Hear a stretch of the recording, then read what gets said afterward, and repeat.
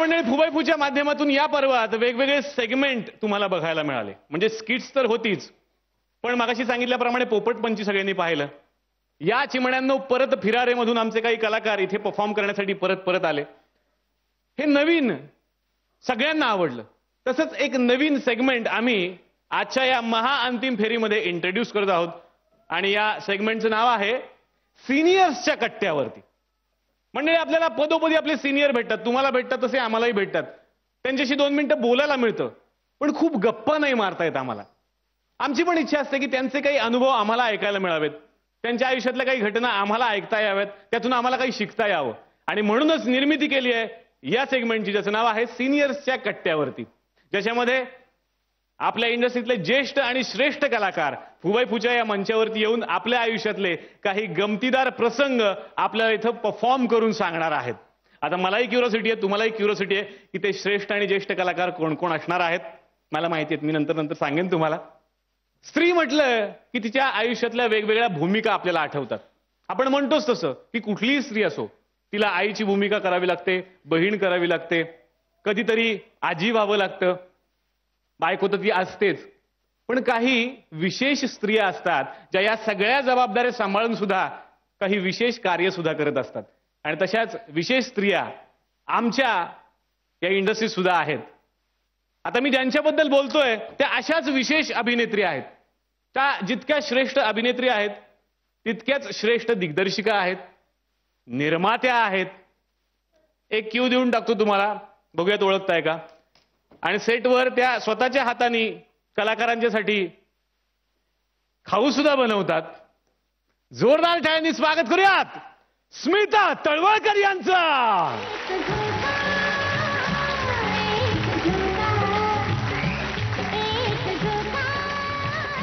83 सालचा मे महिना, पहिलं माझं व्यावसायिक नाटक छावा, तेही ऐतिहासिक. पहिलं नाटक व्यावसायिक आणि ऐतिहासिक हे कॉम्बिनेशन ना वैर्याला सुद्धा मिळू नये. माझ्या नशिबात नेमकं तेच आलं. बरं, त्या नाटकात गंमत अशी की प्रत्येक जण डबल रोल करायचा, एक संभाजी आणि दुसरा सोयराबाई सोडून. त्यामुळे त्यावेळेच्या वयाप्रमाणे आणि काय दिसण्यात सामान असल्याप्रमाणे येसुबाईचा रोल माझ्याकडे होता. आणि दुसरा रोल देण्यात आला, डबल रोल, तो होता धाराऊचा. धाराऊ म्हणजे संभाजीला दूध पाजणारी त्याची दूधाऊ, आणि ती राज्याभिषेकानंतर संभाजीला भेटायला येते, असा एक सुंदर 10 मिनिटांचा इमोशनल सीन होता. तो 10 मिनिटांचा पीस झाला की 12व्या मिनिटाला बरोबर येसुबाईची एंट्री असायची. त्यामुळे आमच्या दिग्दर्शकांनी मला सांगितलं होतं त्याप्रमाणे आतमध्ये संपूर्ण पैठणी घट्ट नेसायची, आतमध्ये सगळे दागिने चढवायचे, फक्त हातातले दागिने बाकी ठेवायचे, आणि त्याच्यावरनं पूर्णपणाने धाराऊचा गेटअप द्यायचा. म्हणजे पांढरे केस, ते कमरेत वाकणं, ती धारवाडी साडी, असं मुंबई, पुणे, नाशिक छान प्रयोग चालले होते. कारण असं सुंदर स्टेज, त्याच्या बाजूची विंग, त्या विंगमध्ये सगळी खोली तयार केलेली.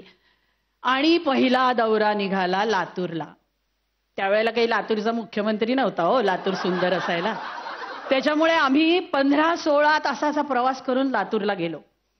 लातूरला ज्या वेळेला गाडी लांबनच बघितलं तर स्टेज ह्याच्या निम्म आणि गाडी पाठीमागे स्टेजच्या लागली. इतक्या तासांचा प्रवास झाल्यानंतर इतकं थकल्यासारखं झालं होतं, म्हणून मी घाईघाईने पटकन उतरले आणि अख्खं स्टेज असं हललं. बरं, तेव्हा काही आकारमान पूर्वीसारखं जाडजूड नव्हतं, त्यामुळे आश्चर्य वाटलं. म्हणून मी त्या एका कार्यकर्त्याला बोलवलं, त्याला विचारलं, अहो असं स्टेज का हलतंय? तो म्हणाला, काय नाही हो, तुमचा 13वा. म्हटलं म्हणजे? ते म्हणाले, कालपर्यंत 12 झाले नाट्यप्रयोग, तुमचा 13वा. तर मी म्हटलं, स्टेज हलण्याचं कारण काय? तो म्हणाले, विशेष काय नाही हो, पिंप टाकलेत, त्याच्यावरनं पळ्या टाकल्या. असा पोटात गोळा आला, कारण ते नाटक म्हणजे आमचे 4-4 सेट्स होते. पहिल्या सेटमध्ये संभाजी तो समाधी फोडून बाहेर येतो, दुसऱ्या सेटमध्ये दरबार लागतो, आणि तिसरा पूर्ण सेट लागतो त्याच्यात संगमेश्वरचं देवालय लागतं, आणि चौथा सेट शेवटचा होता तो औरंगजेबाची कोठडी लागते. पहिला सगळ्यांना एकत्र बोलवलं आणि सांगितलं आज एकच सेट लागणार, कारण जागाच नव्हती, कट टू कट सेट लागत होता. दरबाराच्या सेटवर समाधी, त्याच्याच वर संगमेश्वरचं देवालय, त्याच्यावरच औरंगजेबाची कोठडी. सगळ्यांना सांगून मी सांगितलं, बापरे, आपण नाही बाबा, आज लंकेची पार्वती दिसलो तरी सुद्धा चालेल, दागिने नाही, पायात मोजड्या नाहीत, माझ्या क्षमतच नाही यायची स्टेजवर. आमच्यात खूप जुने एक बुजुर्ग होते, ते म्हणाले तुम्ही आत्ताची मुलं तुम्ही करा काय ते, आम्ही आपले छानपैकी तयार होणार. ते अकबराचा रोल करायचे, औरंगजेबाच्या मुलाचा.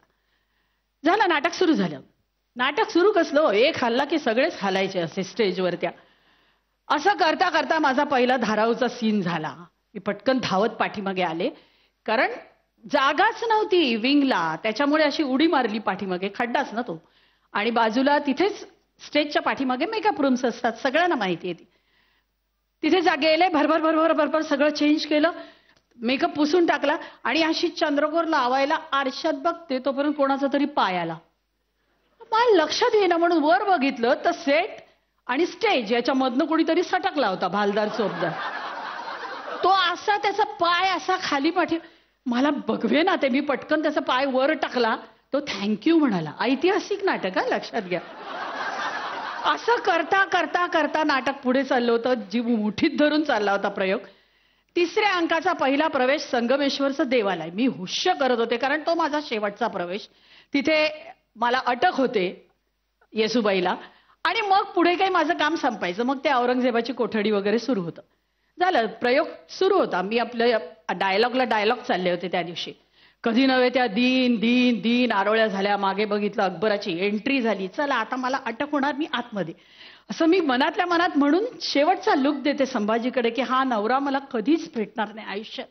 त्याच्याकडे बघते तर ते इतके हसत होते, तो संभाजीच्या डोळ्यातनं पाणी येत होतं. बरं, ते ऐतिहासिक नाटक ना, त्या सोशल सारखं काय झालं असं विचारता येत नाही. त्यामुळे मी सारखं खुणेनी काय काय, तर त्यांनी असं मागे बघ म्हणून सांगितलं. मी मागे बघितलं तर अकबर गुल.